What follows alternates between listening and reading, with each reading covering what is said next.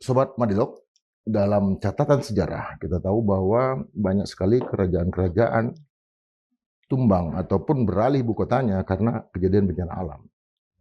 Baik itu di kerajaan-kerajaan di Nusantara maupun kerajaan-kerajaan di luar ya. Dan kita juga tahu bahwa ketika bencana terjadi, tidak semerta-merta negara-negara yang ditimpa bencana itu menyatakan keadaan darurat dan kemudian bencana nasional dan meminta tolong kepada dunia internasional. Ada apa di balik itu? Tentu masalah yang terkait dengan pertahanan negara, masalah yang terkait dengan keamanan negara. Pertanyaan banyak orang kan, kenapa bencana di 3 provinsi ini tidak menjadi bencana nasional? Apa alasan di balik itu selain katakanlah orang menyebut ini bebali semua aja, ini masalah harga diri aja. Ya, saya tentu ingin seperti Bung Indra bilang menyoroti dari sisi pertahanan keamanan negara yang belum banyak terungkap. Mengapa di sejumlah negara juga memilih hal itu dari sisi pertahanan keamanan negara. Kita pernah punya pengalaman di Aceh 2004 yang luar biasa, di mana kemudian pihak asing banyak masuk. Di situ pun sebagai wartawan waktu itu saya terkejut ketika di bandara Sultan Iskandar Muda, loh kok ini bukan merah putih, tapi bendera Singapura. Loh ini negara Singapura udah pindah ke sini atau bagaimana? Di beberapa wilayah juga ketika ada tenda-tenda, loh kok ada tenda negara-negara lain gitu kan? Nah, di situ saya kemudian berpikir, dalam setiap bencana pasti ada kepentingan asing di situ. Nah, jadi penanganan bencana ini tentu saja bisa kita teropong dari sisi pertahanan keamanan negara, dan ini pasti berfokus pada menjaga kedaulatan negara, kemudian stabilitas nasional, dan tentu saja keselamatan rakyat secara keseluruhan sambil tetap menjalankan prinsip kemanusiaan. Jadi kalau kita lihat di dalam struktur negara, maka peran TNI dan aparat keamanan di dalam konteks pertahanan negara ini tentu menjadi komponen utama. Nah, termasuk di dalam membantu menanggulangi bencana alam, bencana sosial.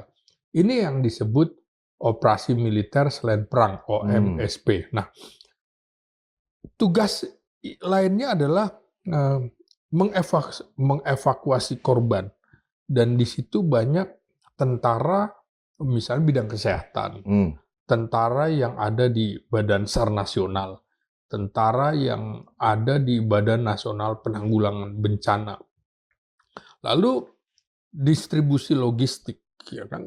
Distribusi logistik ketika dalam keadaan bencana sulit juga sipil masuk di situ. Maka tentara masuk dalam distribusi logistik, seperti di Aceh misalnya. Ya, ketika jalan darat tidak bisa dilalui, jalan laut tidak bisa dilalui, otomatis melalui heli udara. Distribusi logistik juga dilakukan di situ. Dan tentu saja pengamanan wilayah terdampak yang pasti diperhitungkan juga dari sisi pertahanan keamanan negara, di samping menjaga objek vital nasional. Objek vital nasional jelas pelabuhan udara, pelabuhan laut. Kalau ada pasukan asing atau bantuan asing mau masuk, kan tidak bisa serta-merta di dalam kondisi kebencanaan itu kita bisa memberikan izin seperti izin hal yang biasa. Nah, di situ jika ada keterlibatan pihak asing, maka otomatis TNI harus masuk di dalamnya, karena aktivitas pihak asing bisa mengganggu kedaulatan kita. maka semua bantuan dari asing misalnya harus di bawah kendali pemerintah pusat. Karena bencana itu semua negara nih berpikirnya sama. Kalau dia militer pasti berpikirnya sama bahwa bencana bisa membuka celah, Bung Indra. Celah ancaman keamanan. Ancaman keamanan? Iya. Misalnya penyusupan. Oke. Penyusupan intelijen asing. Melalui apa? Melalui proksinya. Misalnya relawan. Padahal dia adalah intelijen asing. Karena itu yang saya pahami pada saat meliput bencana tsunami di Aceh, itu harus didata tuh relawan asing tuh. Ya tentu mereka tidak akan mengaku bahwa saya intelijen, saya tentara asing yang kesini. Tidak, mereka pakai identitas lain dan itu pasti dilakukan oleh agen-agen intelijen. Nah di sini potensi juga mereka melakukan pelanggaran wilayah di laut, di udara, dan berpotensi juga menyebarkan. Karena badan intelijen asing kan nggak bisa masuk ke satu wilayah kan? Betul. Tanpa ada persetujuan negara yang bersangkutan kan? Betul. Identitasnya harus dibuka sebagai kopi diplomatik kan? Betul. Oke. Karena itu dia bisa juga melakukan penyebaran informasi palsu yang menyerang pemerintah satu negara. Bisa itu. Nah, maka langkah yang harus dilakukan pengawasan di pelabuhan udara, pelabuhan laut itu harus super ketat. Karena itu pengaturan bantuan asing juga harus dikontrol sangat kuat. Bantuan dari negara asing boleh diterima. Boleh. Tapi harus melalui mekanisme resmi pemerintah. Dalam hal ini pemerintah pusat. Lalu harus juga personel asing itu dibatasi ruang geraknya. Jangan masuk kemana-mana. Isu Aceh dulu, coba lihat. Kalau pesawat asing bisa masuk ke satu wilayah, dia bisa mengambil anak-anak di daerah bencana itu. Apalagi di Lamno ya, turunan Portugis itu ya. Iya, dibawa ke negara tersebut. Maka jelas dilarang melakukan aktivitas intelijen, dilarang melakukan aktivitas militer, dilarang melakukan aktivitas politik. Itu rumus memang yang harus dilakukan sebuah negara kalau negaranya sedang terdampak bencana. Tujuannya tentu saja bantuan itu sifatnya kemanusiaan, tidak boleh dimanfaatkan untuk kepentingan strategis negara lain. Artinya, ketika bencana terjadi di negara lain, pasti yang dikirim pertama kali oleh negara yang bersangkutan itu adalah militernya, begitu? Iya, udah pasti. Dan alutsista mereka yang paling canggih. Iya, jadi dia juga sekaligus uji coba alutsistanya, kan sama nih. Kita baru saja membeli alat utama sistem senjata kita, kan? Ya. Misalnya helikopter atau pesawat angkut, dan ini harus dipahami juga oleh publik. Oh iya ya, ternyata punya manfaat. Pesawat ini bisa mengangkut hingga 30 ton, ya kan? Kan banyak orang-orang di Jakarta ini bantuan-bantuan misalnya untuk Sumatera Barat, Sumatera Utara, Aceh. Tapi bentuknya barang, bukan uang. Mengirimnya juga gimana kan? Ya. Nah, itu makanya kita harus juga mendukung misalnya pembelian alutsista fungsinya ganda memang. Selain untuk perang, tapi juga untuk masalah-masalah kebencanaan seperti itu. Makanya ketika berhadapan dengan negara asing pada saat sedang ada bencana, ini yang disebut diplomasi dan kerjasama internasional dalam situasi bencana. Nah, jadi negara dapat melakukan diplomasi pertahanan, kerjasama militer, dan ini bersifatnya non tempur. Misalnya urusannya logistik, urusannya medis, urusan SAR.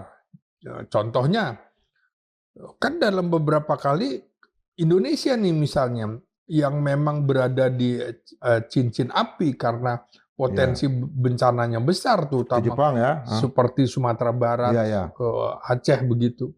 Maka perlu memang latihan-latihan gabungan militer untuk penanganan bencana. Nah, Dalam fungsinya keadaan normal ya? dalam keadaan normal Oke. dan karena itu harus difungsikan pada saat ada bencana.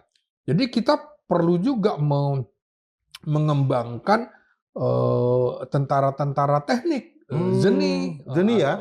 Ini yang misal membangun jembatan di sini ya, Bang ya? iya iya, itu perlu juga kita membeli atau punya jembatan-jembatan beli itu yang banyak.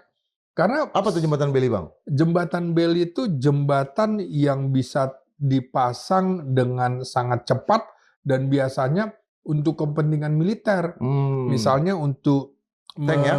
ya untuk supaya tank bisa masuk, alat-alat berat bisa masuk, dan juga kalau dalam kondisi damai ya seperti ini, jembatan runtuh dia bisa bangun. Mmm, Sekarang kan ada, satgas jembatan secara nasional, karena ternyata wilayah kita banyak sungai-sungai yang memang jembatannya tidak memenuhi syarat dan karena itu kita butuh banyak jembatan, bel. Terus bantuan alat teknologi tanpa pengerahan, pasukan tempur. Tapi yang namanya tentara memang dilatih buat bertempur, maka tentara apapun dia harus diwaspadai, termasuk tentara asing yang masuk ke Indonesia pada saat bencana, begitu. ya kalau kita amati lagi ini Iya, kan apa, yang, dilakukan sekarang itu kan dengan tingkat kewaspadaan setinggi itu. iya betul. Karena bencana itu dapat melemahkan stabilitas negara. Makanya tingkat stabilitas sebuah negara ketika ada bencana itu pasti terganggu. Karena itu pertahanan keamanan negara dalam hal ini berperan menjaga ketertiban sosial. Tentara diciptakan di dunia itu untuk kondisi darurat. Makanya betul-betul bencana itu dapat melemahkan, bahkan mengganggu stabilitas negara. Karena itu tadi itu harus bisa menjaga ketertiban sosial. Mmm, Loh, kalau orang lapar, gimana dia bisa berpikir waras, rasional? Pasti berteriak-teriak. Karena itu juga di situ ada konflik horizontal kan, mhm, potensi.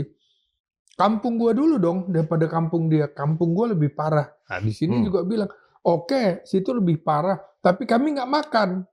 Kan mmm, mengganggu stabilitas di sini. Kemudian juga, ya itu tadi, menjaga distribusi kebutuhan pokok tetap aman. Jangan kalau semua misalnya, lembaga-lembaga atau, kelompok-kelompok menyumbangkan sendiri tanpa dikoordinasi, nantinya nggak stabil. Yang ini mmm, misalnya Sumatera Barat lebih banyak dari Sumatera Utara, ya, ya, atau misalnya Sumatera Utara lebih banyak dari Aceh. Itu mmm, kan juga menimbulkan kecemburuan. Biarlah negara kita serahkan, sehingga kalau ada apa-apa negara yang bertanggung jawab, bukan diserahkan kepada kelompok-kelompok masyarakat, termasuk sumbangan. Jangan misalnya di atas 500 juta, ya harus dilaporkan juga, mmm, mendaftarkan lembaganya ke Kementerian Sosial, mmm, supaya tidak ada penyalahgunaan, mmm. transparansi, akuntabilitasnya terjaga. Jadi Ada audit betul-betul juga ya? harus ada. Jadi ini penting agar bencana tidak berkembang menjadi krisis keamanan nasional. Karena itu betul-betul kerangka hukum kebijakan dasarnya harus ada sehingga semuanya harus mengacu tentang penanggulangan bencana dan kebijakan pertahanan keamanan negara dalam operasi militer selain perang. Bencana harus juga diteropong dari sisi pertahanan keamanan negara supaya tidak ada sakwa sangka kita semua terhadap negara misalnya. Karena dari sisi pertahanan keamanan negara, penanganan wilayah itu, penanganan bencana itu bukan hanya soal kemanusiaan semata, tapi di sini ada persoalan kedaulatan negara, ada persoalan stabilitas negara, ada harga diri bangsa juga begitu, Bung.